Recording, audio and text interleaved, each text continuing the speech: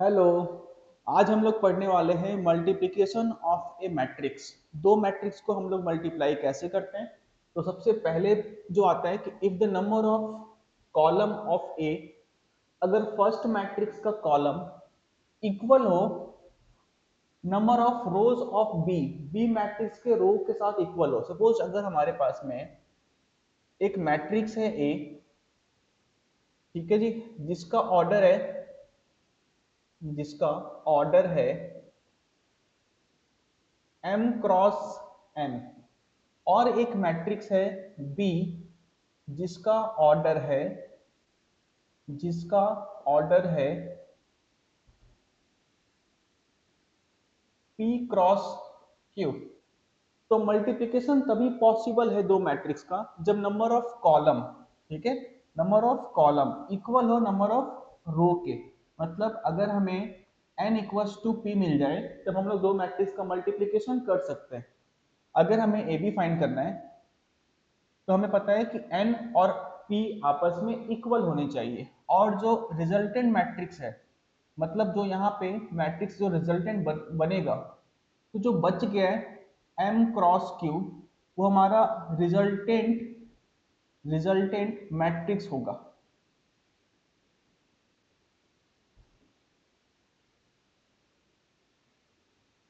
अगर हमसे बोला जाए कि b इंटू ए करें, यानी कि b क्रॉस ए करने के लिए हमें पता है कि b को हम लोगों को पहले रखना होगा, यानी कि b का ऑर्डर कितना है हमारे पास, p क्रॉस q, और ए का ऑर्डर हमारे पास में है m क्रॉस n। मतलब कि ये कि q m के इक्वल होना चाहिए, देन हम लोग बी ए का मल्टीप्लिकेशन कर सकते हैं। ठीक है, एक क्वेश्चन लेते हैं, क्वेश्चन के थ्रू में इसको हम लोग समझते हैं कि मैट्रिक्स का मल्टीप्लिकेशन कैसे हम लोग कर सकते हैं। फॉर एग्जाम्पल, हमने एक मैट्रिक्स लिया, ठीक है, एक मैट्रिक्स में हम लोग एलिमेंट ले लेते हैं 1 2 0 1 3, ठीक है जी। एंड एक बी मैट्रिक्स ले लेते हैं, बी मैट्रिक्स लेते हैं 2 3 4 1 0 3। अगर हमें ए बी फाइंड करना है तो हमें पता है कि ए बी फाइंड करना है तो इसका ऑर्डर कितना है, 3 रो है और 2 कॉलम है, ठीक है। इसमें 2 रो है और 3 कॉलम है, तो number of column equals to number of rows है, तो मैट्रिक्स का मल्टीप्लिकेशन पॉसिबल है। और ए बी का जो रिजल्टेंट ऑर्डर है वो आएगा 3 क्रॉस 3, वो आएगा 3 क्रॉस 3। तो फर्स्ट रो का मल्टीप्लिकेशन फर्स्ट कॉलम के साथ करेंगे और वो बन करके बनेगा हमारा एक एलिमेंट। 1 का मल्टीप्लिकेशन 2 के साथ विच इज 2, 2 का मल्टीप्लिकेशन 3 के साथ 6, फिर इसका मल्टीप्लिकेशन इसके साथ होगा, ठीक है, ये हो जाएगा 4, और इसका मल्टीप्लिकेशन 1 के साथ तो ये हो जाएगा, ठीक है, 2, और बीच में हम लोग करते हैं सम, ठीक है, और corresponding एलिमेंट के साथ ही मल्टीप्लाई करते हैं, फर्स्ट रो सेकंड कॉलम, ठीक है। और एक्चुअल में देखा जाए तो पोजीशन भी हमारा वही है। अगर 3 क्रॉस 3 देखा जाए तो A11 है, A12 है, A13 है, A21 22 23 31 32 33, ये हमारे एलिमेंट का पोजीशन है, ठीक है। और अगर हमें देखा जाए तो अब हम लोग मल्टीप्लाई करने वाले हैं फर्स्ट रो और थर्ड कॉलम, ठीक है। करस्पॉन्डिंग एलिमेंट 1 का मल्टीप्लाई 0 के साथ विच इज 0, लिखने की जरूरत नहीं है। 2 का मल्टीप्लाई 3 के साथ 6, ठीक है। और हमें पता है कि इसका जो एलिमेंट का जो पोजिशन है वो 1 रो है, थर्ड कॉलम है, फर्स्ट रो थर्ड कॉलम। अब हमें A21 चाहिए, second row first column, second row first column, तो ये हो जाएगा 0, ये हो जाएगा 9। फिर 0 का मल्टीप्लीकेशन 4 के साथ 0, 3 का मल्टीप्लीकेशन 1 के साथ विच इज ओनली 3, ये फिर से 0 का मल्टीप्लीकेशन 0, और ये 3 मल्टीप्लाई हो जाएगा 3 के साथ 9। इसी तरीके से सिमिलरली हम लोग करते चलेंगे, ये हो जाएगा 2 और ये हो जाएगा 9। फिर ये 4 प्लस 3, 1 का मल्टीप्लीकेशन 0 के साथ वो कैंसिल आउट ही हो जाएगा, और लास्ट में हमारे पास में 3 बचता है, तो 3 का मल्टीप्लीकेशन 3 के साथ में करेंगे तो 9 हो जाएगा। फिर इसे सम करके लिख लेंगे, और सम करके लिखने के बाद हमारा जो ए बी है वो हमें मिल जाएगा। ठीक है, इस तरीके से हम लोग मैट्रिक्स का मल्टीप्लीकेशन करते हैं। ठीक है, इस तरीके से हम लोग मैट्रिक्स का मल्टीप्लीकेशन करते हैं। अब अगर हमें बी ए फाइंड करना हो तो हम लोग वो भी कर सकते हैं, क्योंकि हमें पता है कि बी ए फाइंड करने के लिए पहले वाले मैट्रिक्स का रो अगले वाले मैट्रिक्स का सॉरी पहले वाले मैट्रिक्स का कॉलम अगले वाले मैट्रिक्स का रो इक्वल दिख रहा है, और जो रिजल्टेंट मैट्रिक्स होगा, यानी कि अगर हमें देखा जाए कि अगर बी ए फाइंड करना है सपोज, तो बी ए फाइंड करना है तो बी मैट्रिक्स हम अगर पहले यहाँ पे मेंशन कर लें 2 4 0 3 1 3, और ए मैट्रिक्स जो है यहाँ पे आ जाएगा 1 2 0 3 1 3। इसका मल्टीप्लाई करेंगे तो जो रिजल्टेंट मैट्रिक्स होगा वो हमारा 2 क्रॉस 2 का मिलेगा। फर्स्ट रो फर्स्ट कॉलम के साथ मल्टीप्लाई होगा कोरस्पॉन्डिंग एलिमेंट के साथ, तो ये 2 का मल्टीप्लिकेशन 1 के साथ विच इज 2, 4 0 के साथ 0 1 के साथ 0 हो जाएगा, तो फर्स्ट एलिमेंट हमें मिल जाता है 2। 2 का मल्टीप्लाई 2 के साथ 4, प्लस 4 का मल्टीप्लाई 3 के साथ 12, 0 का मल्टीप्लाई 3 के साथ तो 0 ही हो जाएगा, तो ये हमारा आंसर होता है यहाँ पे 16। फिर इसका मल्टीप्लाई फर्स्ट कॉलम के साथ तो ये हो जाएगा 3, और यहाँ पे 1 तो 0 ही हो गया, और 3 का मल्टीप्लाई 1 के साथ तो ये हो जाएगा टोटली 3 + 3 6, 3 2 जा 6, और ये 1 3 के साथ तो 3, तो 6 + 3 + 9। ठीक है जी, तो ये हो जाएगा हमारा 9 और 6 15 और 3 18। तो बी ए भी हमने फाइंड कर लिया। ठीक है, और बी ए फाइंड तभी हो पाया जब उसका ऑर्डर्ड इक्वल हो। ऑर्डर्ड इक्वल का मतलब है कि पहले वाले का कॉलम अगले वाले का रो इक्वल होना चाहिए, और जो बच गया हमारे पास में वो रिजल्टेंट मैट्रिक्स का ऑर्डर होता है। आगे बढ़ते हैं, आगे हमारे पास में मैट्रिक्स मल्टीप्लिकेशन का प्रॉपर्टीज है, तो उसको भी हम लोग वन बाय वन डिस्कशन कर लेते हैं। हमारे पास में प्रॉपर्टीज ऑफ मैट्रिक्स मल्टीप्लिकेशन। ठीक है, सबसे फर्स्ट प्रॉपर्टी ये कहता है कि ए बी इक्वल्स टू नहीं होगा बी ए के। ठीक है, commutative property does not hold. ठीक है, then may be equal for special set of matrix A and B. मतलब अगर हम दो मैट्रिक्स का मल्टीप्लाई करें, या तो हम पहले ए बी मल्टीप्लाई कर ले, ठीक है, और फिर बी ए मल्टीप्लाई कर ले, ये जरूरी नहीं कि इक्वल होगा। ठीक है, क्योंकि यहाँ पे हम लोग प्रोडक्ट कर रहे हैं, और प्रोडक्ट करने का हमें पता है कि नॉर्मल अगर हम लोग प्रोडक्ट करते हैं 2 क्रॉस 3, तो ये इक्वल होता है 3 क्रॉस 2 के। बट क्योंकि ये मैट्रिक्स है तो यहाँ पे इक्वल नहीं होगा। हाँ, वो एक अलग बात है कि एक स्पेशल केस होगा तो किसी एक मैट्रिक्स में मे बी कि वो इक्वल हो भी सकता है। ठीक है, बट ऑलमोस्ट सारे केस में वो इक्वल नहीं होगा। अलग अगला आता है multiplication of matrix is distributive. ठीक है, मैट्रिक्स का जो मल्टीप्लीकेशन है वो डिस्ट्रीब्यूटिव है। डिस्ट्रीब्यूटिव होने का मतलब ये है कि अगर हम चाहें तो दो मैट्रिक्स का सम कर लें, बाद में किसी एक मैट्रिक्स का मल्टीप्लाई करें, और अगर हम लोग दोनों का मल्टीप्लाई यानी कि हम लोग ए बी का मल्टीप्लाई कर लें और ए सी का मल्टीप्लाई कर लें और दोनों को फिर सम कर लें, वो आपस में इक्वल होंगे। ठीक है जी, अब आता है third property, matrix multiplication is associative. Associative का मतलब ये है कि दो मैट्रिक्स को एक साथ रखना है, तीन मैट्रिक्स को एक साथ रखना। तो यहाँ पे एसोसिएटिव का मतलब ये है कि एसोसिएट करने के बाद हमने दो मैट्रिक्स को एसोसिएट किया, बीसी को हमने पहले मल्टीप्लाई कर लिया, देन हमने फिर बाद में ए का मल्टीप्लाई किया। अब चाहे तो हम लोग पहले ए बी का मल्टीप्लाई कर लें, बाद में सी का मल्टीप्लाई करें, तो वो आपस में इक्वल होंगे।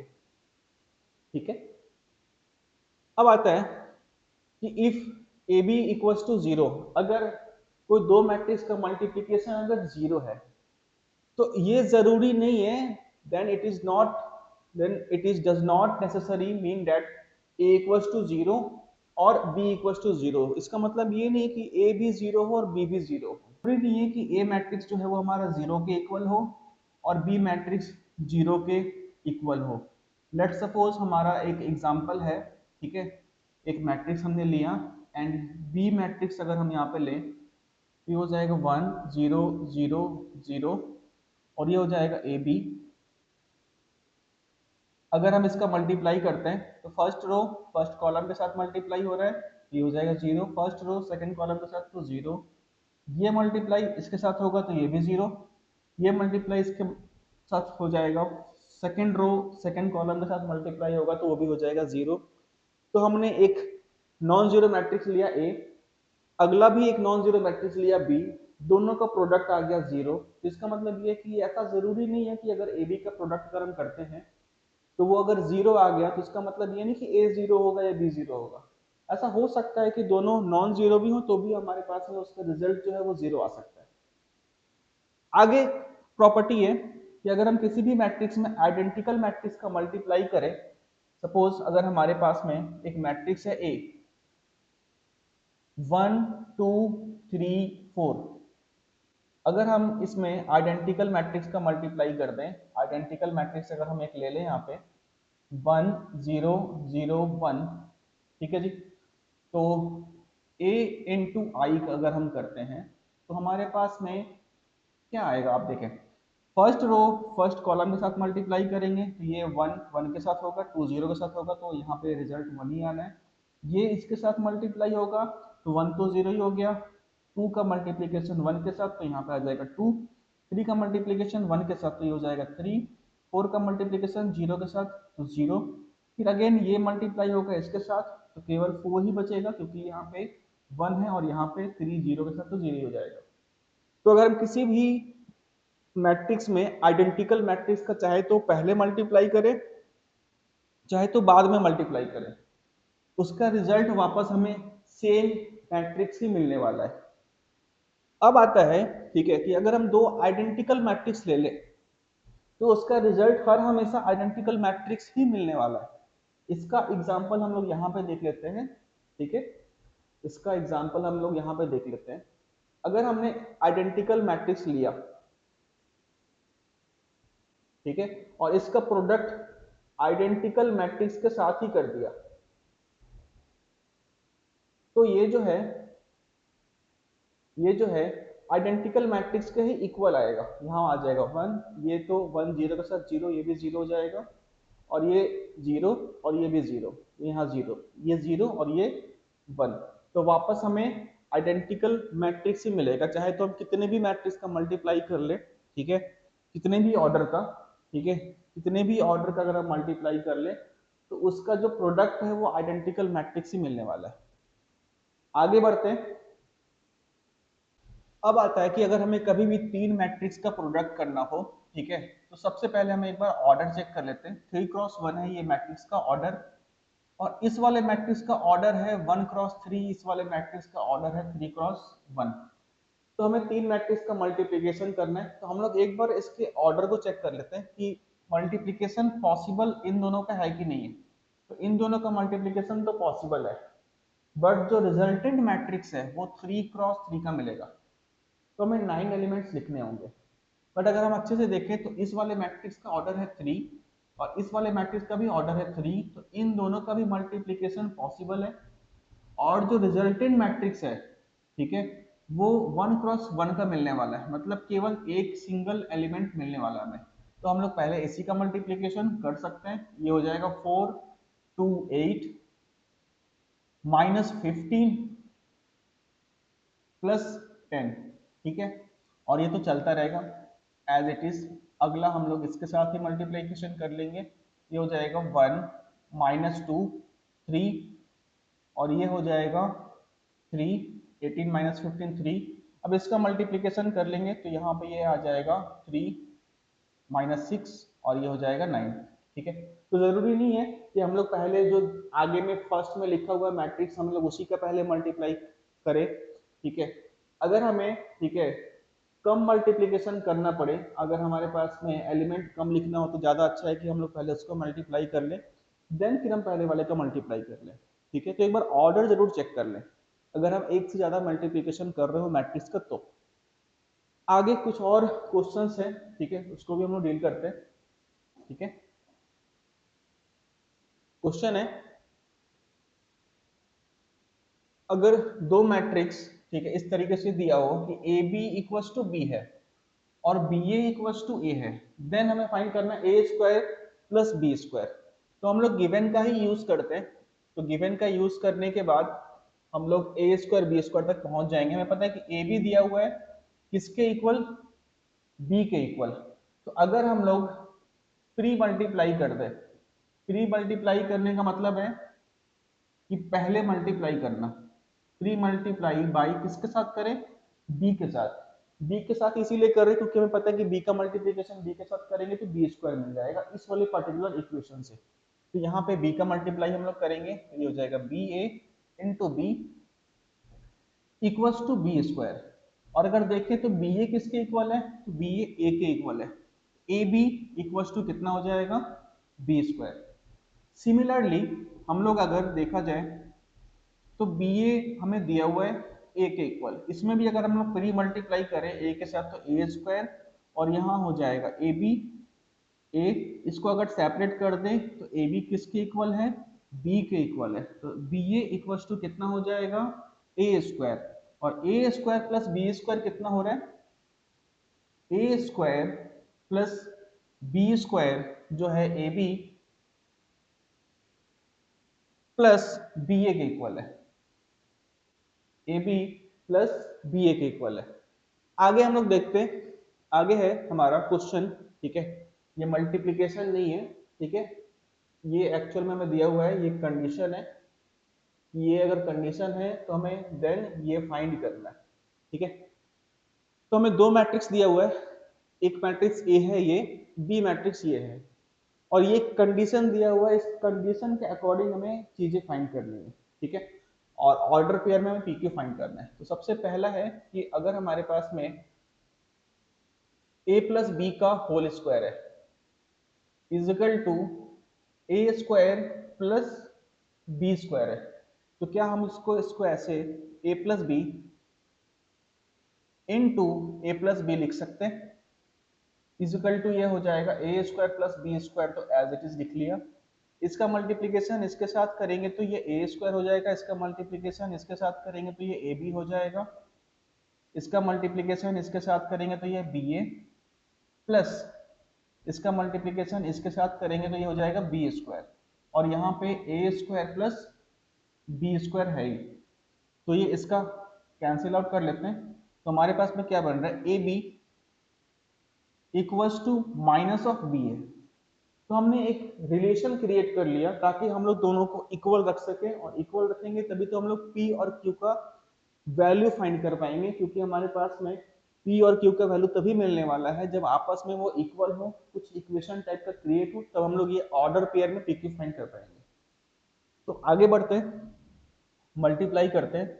हमें ए दिया हुआ है, ए हमें दिया हुआ है P minus one, Q minus one, B हमारे पास में है one one four minus one, ठीक है जी, इजिकल टू माइनस बी हमारे पास में है one one four minus one, और ए है P Q minus one. Multiply करते हैं, ठीक है। अगर मल्टीप्लाई करके जाए तो यहाँ पे भी लिख सकते हैं। तो मल्टीप्लाई करते हैं तो इसका मल्टीप्लाई इसके साथ करेंगे तो ये हो जाएगा p माइनस फोर, ठीक है, p माइनस फोर। इसका मल्टीप्लाई इसके साथ तो ये हो जाएगा p plus one, q minus four, q minus four, q plus four equals to, minus तो है ही, चल ही रहा है साथ में, ये हो जाएगा p प्लस क्यू, ठीक है। और ये हो जाएगा माइनस वन यानी कि माइनस टू, ये हो जाएगा 4p, और ये हो जाएगा माइनस का क्यू, फिर माइनस फोर प्लस का वन, माइनस फोर और प्लस का वन, इसके आगे माइनस लगा हुआ है। तो थोड़ा सा इसको सिंप्लीफाई कर लेते हैं, ठीक है, उसके बाद हम लोग इक्वेट कर लेंगे। तो सिंप्लीफाई करने के बाद हमें पी क्यू का वैल्यू मिलेगा, और हम लोग ऑर्डर पेयर में वैल्यू बता देते हैं। P minus four, P plus one, Q minus four, Q plus four. यहाँ पे ज्यादा सिंप्लीफिकेशन करने की जरूरत पड़ी नहीं हमें, बट यहाँ पे तो पड़ेगी थोड़ी सी। p plus Q, p plus Q, -2 और ये हो जाएगा 4p -q और ये हो जाएगा -3। तो देखा जाए तो अगर इसको इक्वेट करते हैं हम लोग इसके साथ, तो p + 1 = -2, यानी कि p का वैल्यू हमारे पास में कितना आ रहा है -3। और q का वैल्यू फाइंड करने के लिए अगर हम देखा जाए तो डायरेक्टली इसी का अगर यूज कर ले, ठीक है, तो q + 4 = -3 दे रखा है। लेकिन एक चीज हम लोगों ने यहाँ पे मिस कर दी है। मिस क्या किया, जिसके आगे माइनस था तो ये प्लस हो जाएगा, तो ये प्लस, तो हमारा आंसर भी ये नहीं रहेगा। आंसर क्या हो जाएगा, p = 2 - 1, यानी कि p का वैल्यू 1। और क्योंकि यहाँ माइनस है, आगे साइन यहाँ माइनस है, तो ये हो जाएगा प्लस। तो q का वैल्यू कितना हो जाएगा, q का वैल्यू हो जाएगा 3 - 4 विच इज -1। ऑर्डर पेयर में बताना है, p पहले है यानी 1 - 1। ठीक है, आगे बढ़ते हैं। ठीक है, आगे बढ़ते हैं। तो आगे हमारे पास में और क्वेश्चन है मल्टीप्लिकेशन का ही। ठीक है, और अगर हमें आइडेंटिकल मैट्रिक्स दे रखा है और एक ए मैट्रिक्स दे रखा है, then A I plus B A का होल क्यूब फाइंड करना है।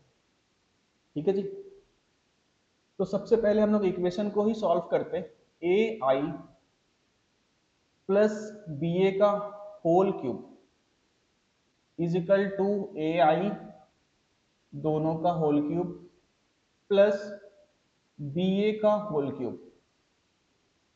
प्लस 3 इंटू ए आई का whole square into B A plus 3ai और ये है बी ए का होल स्क्वायर।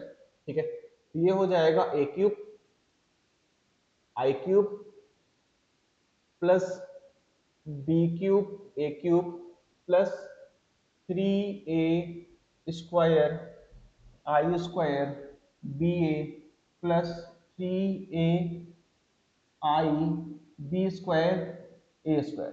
ठीक है, तो हमें इसका वैल्यू फाइंड करना है। तो वैल्यू फाइंड करने में हमें ए मैट्रिक्स गिवन है, तो जहां जहां ए है वहां वहां हम लोग ए सब्स्टिट्यूट कर देंगे, उसका वैल्यू एक्चुअल में फाइंड कर लेते हैं। ए तो हमें पता है, ए को हम लोग पुट कर देंगे। ए स्क्वायर फाइंड कर लेते हैं। तो ए स्क्वायर अगर हम फाइंड करते हैं तो हमें ए इंटू ए करना होगा, वो है 0 1 0 0। फिर से ए ले लेते हैं, 0 0 1 0। तो ये हो जाएगा, ठीक है, 0, ये भी 0, ये तो 0 है ही, और ये तो 0 हो ही जाएगा। मतलब ए स्क्वायर का वैल्यू कितना आ रहा है, 0। तो कंफर्म ये भी है कि ए क्यूब का वैल्यू कितना आएगा, वो भी 0 के ही इक्वल आएगा।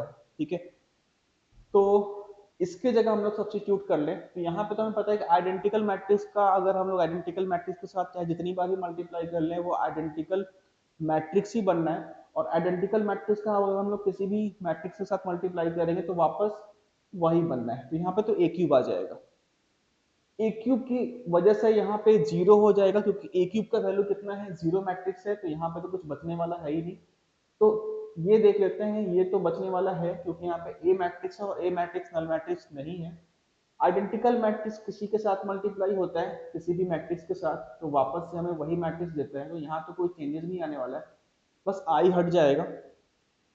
और अगर यहाँ पे ए स्क्वायर देखें तो ए स्क्वायर नल मैट्रिक्स आ रहा है, तो उसको लिखने की जरूरत तो है नहीं क्योंकि वो 0 हो जाएगा। तो हमारे पास फाइनल आंसर ये बचता है।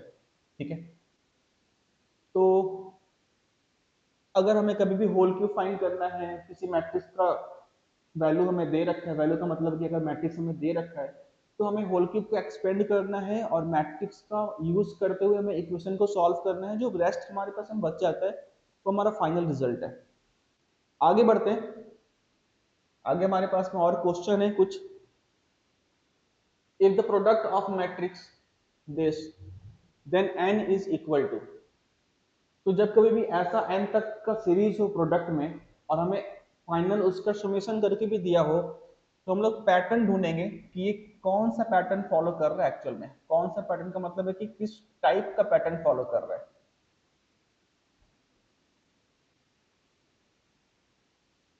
तो अगर इसका मल्टीप्लाई करें तो इसका मल्टीप्लाई इसके साथ करेंगे तो ये तो हो जाएगा 1 इसका मल्टीप्लाई इसके साथ करेंगे तो 1 और ये 1 यहाँ हो जाएगा 2, ये फिर से हो जाएगा 0 और ये हो जाएगा 0, तो ये तो 0 ही रहेगा, ये 0 और ये 1 है तो ये 0 और ये 1, यहाँ पे 1 बच रहा है। अगर हम 1 2 0 1 का मल्टीप्लाई वापस एक सिंपल पहले वाले मैट्रिक्स के साथ ही कर दें, ठीक है जी, तो ये कितना होगा, तो ये तो 1 ही होगा और ये हो जाएगा 3 और ये हो जाएगा 0 और ये हो जाएगा अगेन 1। तो हमें पैटर्न मिल रहा है एक्चुअल में, पहले 1 फिर 2 फिर 3, तो कंफर्म ये है कि 3 का मल्टीप्लिकेशन 3 के साथ करेंगे तो 6 आना चाहिए। तो चेक करते हैं, 1 3 0 1 1 3 0 1 is equal to first row first column again 1, first row second column 1 का मल्टीप्लिकेशन 3 के साथ, 3 का मल्टीप्लिकेशन 1 के साथ, विच इज 6 0 1 6 मिल रहा है, ये 3 है और ये 3 है और हमें मिल रहा है 6। तो कंफर्म है कि पैटर्न कुछ इस प्रकार से चल रहा है कि 1 प्लस 2 प्लस 3 प्लस अगर हम 4 कर रहे हैं डॉट डॉट डॉट एन तक कर रहे हैं तो उसका जो समेशन का सम है वो 378 आ रहा है। और अगर हमें याद हो तो एपी में हमने पढ़ा है कि sum of n terms, sum of n term अगर हम कैलकुलेट करते हैं तो कुछ इस टाइप से आएगा 378, ठीक है। और अगर हम इसको सॉल्व करेंगे तो n square plus n equals to आ रहा है, ठीक है, n square plus n equals to आ रहा है 216 1 14 5 1 और ये हो जाएगा 7, यानी कि N square plus N minus 756 equals to 0 आ रहा है। अगर हम यहाँ से कैलकुलेट करेंगे तो हमारे पास जो n का वैल्यू है, ठीक है, वो एक निगेटिव आएगा एक पॉजिटिव आएगा, तो हमें पॉजिटिव वाला वैल्यू रखना है। n इक्वल्स टू 27, आप चाहे तो फैक्टराइज करके इसको चेक कर सकते हैं। n का वैल्यू कितना आया हमारे पास 27। आगे बढ़ते हैं,